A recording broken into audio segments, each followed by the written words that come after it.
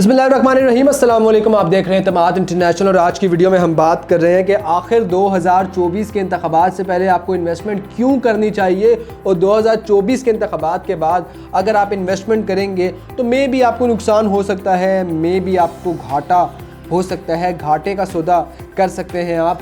उसकी बुनियादी रीज़न आपको बताता हूँ। इसके लिए आपको थोड़ा सा पीछे जाना पड़ेगा।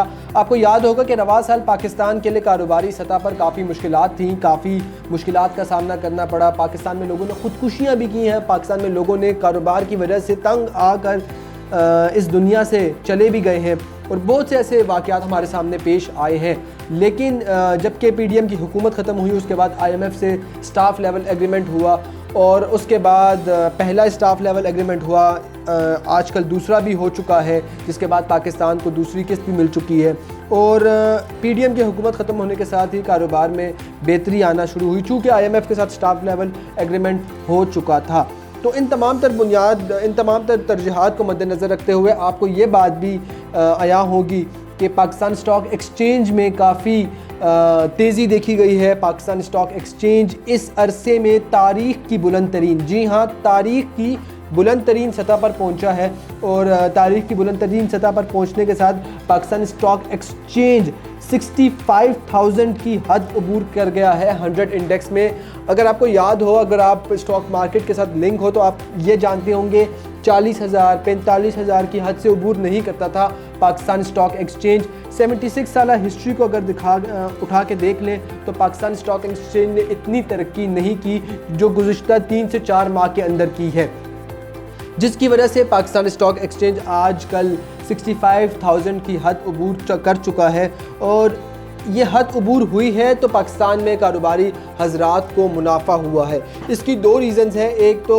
हमारे मुल्क में जो कि गैर कानूनी अगवान मुकीम थे जिनके जाने की वजह से हुआ, दूसरी जो स्मगलिंग थी उसकी रोकथाम की वजह से हुआ। तो ये तमाम तर वो रीज़न्स थी जिसकी वजह से कारोबारी सतह पर लोगों को एक ट्रस्ट मिला। उस ट्रस्ट मिलने के साथ जब कारोबारी हजरात ने, सरमायादारान ने अपने पैसे को इन्वेस्ट करना शुरू किया तो ऑब्वियसली लोगों को भी जो है ट्रस्ट मिला और लोगों ने अपनी इन्वेस्टमेंट का आगाज़ किया। अब ये वो मकाम है जहाँ पे लोग अपनी इन्वेस्टमेंट कर रहे हैं, यानी कि 2024 8 फरवरी 2024 तक निगरान सेटअप है। निगरान सेटअप के आते साथ ही कारोबार में बेहतरी आई है, स्टॉक मार्केट में बेहतरी आई है, तो लोगों ने अपनी इन्वेस्टमेंट करना शुरू की है। अब आज की तारीख के मुताबिक यानी कि 13 दिसंबर हो रही है, 13 दिसंबर को आप ये वीडियो देख रहे हैं या 14 दिसंबर को देखेंगे, तो आज की तारीख के मुताबिक आज से लेकर करीबन 1 माह और चंद दिन तक स्टॉक मार्केट में बेहतरी का रुझान रहेगा, स्टॉक मार्केट बेहतर रहेगी। अगर आप इस अरसे में अपनी इन्वेस्टमेंट करेंगे रियल एस्टेट मार्केट में तो आपको ऑब्वियसली फ़ायदा होगा क्योंकि लोगों को फ़ायदा हो रहा है। स्टॉक मार्केट की वजह से कारोबार में तेज़ी है और लोगों को फ़ायदा हो रहा है। अगर आप हाउसिंग सेक्टर से मुंसलिक हैं तो आपको ये मालूम होगा कि जब स्टॉक मार्केट में बेहतरी आती है तो ऑब्वियसली हाउसिंग सेक्टर उसके साथ कनेक्ट है क्योंकि हाउसिंग सेक्टर के साथ करीबन 60 से 65 इंडस्ट्रीज़ मुंसलिक है। यानी कि अगर आप हाउसिंग सेक्टर से ताल्लुक़ रखते हैं तो आप ने घर बनाना होगा, घर बनाने के लिए आपको प्रॉपर्टी डीलर्स भी चाहिए, घर बनाने के लिए आपको कंस्ट्रक्शन करने के लिए भी लोग चाहिए, अफराद चाहिए और आपको सरिया चाहिए, सीमेंट चाहिए और काफ़ी चीज़ें इन्वॉल्व होती हैं इन तमाम तर। तो अगर एक अंदाजे के मुताबिक कहा जाए तो 65 इंडस्ट्रीज़ इन्वॉल्व हैं सिर्फ एक हाउसिंग इंडस्ट्री के अंदर, तो ऑब्वियसली लोगों को यहाँ पर भी फ़ायदा हुआ है। तो ये तमाम तर वो वजूहात हैं जिनको मद्देनज़र रखते हुए आप अगर इस मकाम में इन दिनों में अपनी इन्वेस्टमेंट करते हैं तो ऑब्वियसली आपको फ़ायदा होगा। और अगर मैं ये कहूँ कि स्टॉक मार्केट में लोगों ने करोड़ों का फ़ायदा किया तो गलत ना होगा, क्योंकि अगर आपकी मुल्क की इकॉनमी और आपके मुल्क का स्टॉक मार्केट जो कि रजिस्टर्ड आपके मुल्क का पाकिस्तान स्टॉक एक्सचेंज है, अगर वो 40,000 45,000 की हद पे रहे और 76 साल हिस्ट्री में 40,000 45,000 रहे और वो ऑलमोस्ट 65,000 66,000 की हद अबूर कर जाए तो ऑब्वियसली लोगों को फ़ायदा होगा, सरमायादारान को फ़ायदा हुआ होगा और अच्छा खासा मुनाफा हुआ होगा। तो अब आप इन तमाम तरजीहात में, इन तमाम तर चीज़ों में कहाँ पर फ़ायदा उठा सकते हैं, वो है हाउसिंग सेक्टर। क्योंकि हाउसिंग सेक्टर में अगर आप अभी इन्वेस्ट करेंगे जहाँ पर लोग ये समझते हैं कि मार्केट डाउन है लेकिन मार्केट डाउन नहीं है, तो ऑब्वियसली आप अच्छे रेट पर बुकिंग करवाएंगे, और जब आप अच्छे रेट पर बुकिंग करवाएंगे तो ऑब्वियसली आपको आगे जाते हुए प्रॉफिट होगा। और रियल एस्टेट में सही वक्त पर सही फ़ैसला आपको प्रॉफिट देगा। यानी कि अगर आज लोगों को कारोबार में फ़ायदा हो रहा है, स्टॉक मार्केट में फ़ायदा हो रहा है, कंस्ट्रक्शन इंडस्ट्री में फ़ायदा हो रहा है, हाउसिंग इंडस्ट्री में फ़ायदा हो रहा है, तो ऑब्वियसली ये चीज़ आगे बढ़ेगी।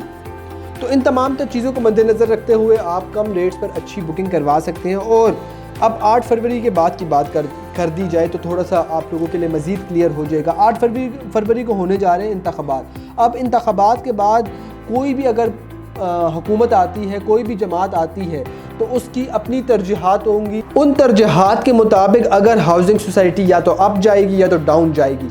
अब इसका अभी फ़िलहाल कुछ नहीं कहा जा सकता।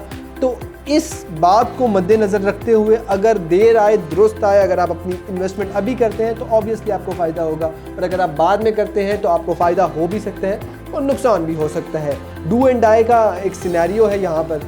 तो इन तमाम तर बातों को मद्देनज़र रखते हुए आपको भी अपनी इन्वेस्टमेंट कर लेनी चाहिए। स्टॉक मार्केट की खबर आपके सामने है, आपको कारोबारी हजरात आपके सामने हैं, प्रॉफिट आपके सामने है। तो ये तमाम तर चीज़ों को जब आप कलेक्टिवली एक बार देखते हैं तो आप कहेंगे कि यार अभी इन्वेस्टमेंट कर लेनी चाहिए, अभी प्रॉफिट है, अभी आप घाटे का सौदा नहीं करेंगे, आगे शायद आपको मज़ीद प्रॉफिट मिल जाए या आपको घाटे का सौदा भी करना पड़ सकता है। तो इस बात को मद्देनज़र रखना काफ़ी ज़रूरी है। हाउसिंग इंडस्ट्री हमेशा आपको प्रॉफिट देती रही है। पाकिस्तान की तारीख रही है कि हाउसिंग इंडस्ट्री ने प्रॉफिट दिया है, लेकिन लोगों को नुकसान भी हुआ और अच्छा खासा नुकसान हुआ है। तो इन तमाम तर बातों के साथ आज की वीडियो को वाइंड अप करेंगे इस बात के साथ कि अपनी इन्वेस्टमेंट जल्द अज जल्द करें, फौरी करें, क्योंकि फौरी करेंगे तो फौरी मुनाफा हासिल होगा।